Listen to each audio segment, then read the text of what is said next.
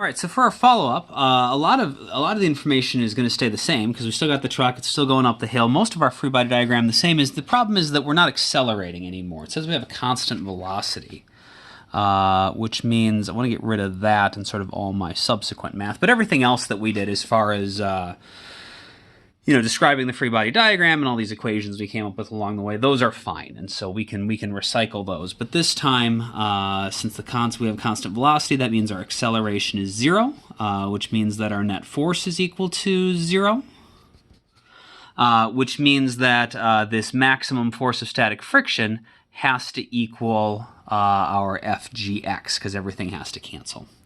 So that means that FGX equals Fs max.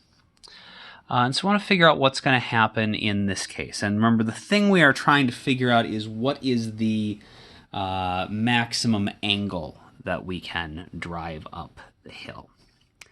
Okay, so let's go ahead and figure out what this relationship is going to give us. So FGX is mg sine theta.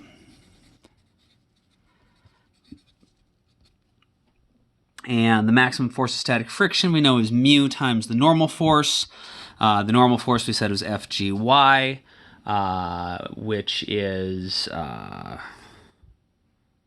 mg cosine theta. And so maximum force of static friction should be our mu value times mg cosine theta.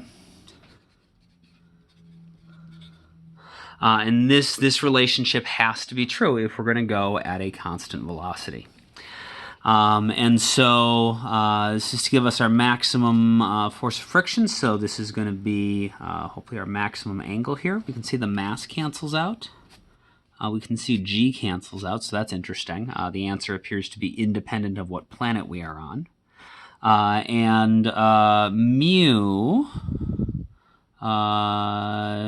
so we want to solve for theta, and so we got theta in two places. So let's combine our thetas. That'll give us mu is equal to sine theta over cosine theta. Is that helpful?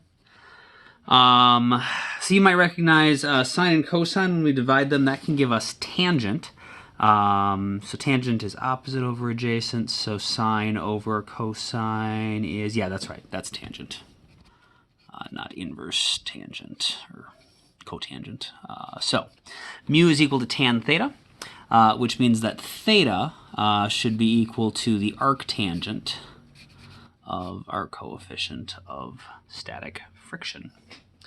And I'm leaving so normally we would write mu s because it's the coefficient of static friction. The problem says to just do it in terms of mu, g, and theta, so I'm using the exact same symbols the problem gives me.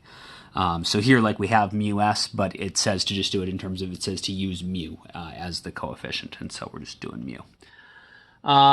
Let's check and see if this seems reasonable, because it's a little weird, like the mass canceled out, G canceled out, and so let's just see if this makes sense.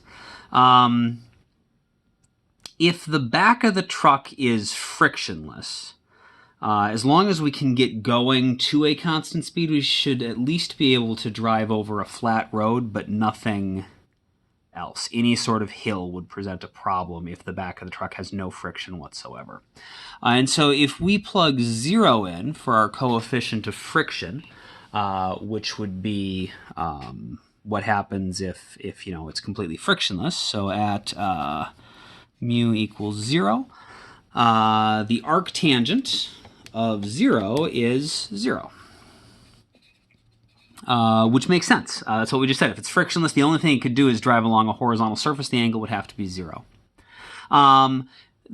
When you're checking sort of numbers to see if they make sense, setting things equal to 0 is helpful. The other thing that is often helpful is the other extreme, which is setting them equal to infinity. So let's see what happens if we set mu equal to infinity. So this is an infinite amount of friction. It is sort of infinitely sticky. So the arctangent of infinity is 90 degrees.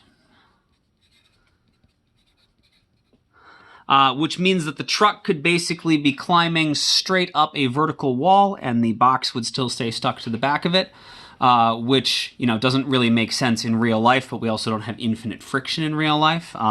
If you had an infinite amount of friction, I suppose that would be the only time you actually could expect something to not slide off even when you were going vertically. And so both of these as sort of like limits or extremes seem reasonable. And so that is a good sign that our equation makes sense.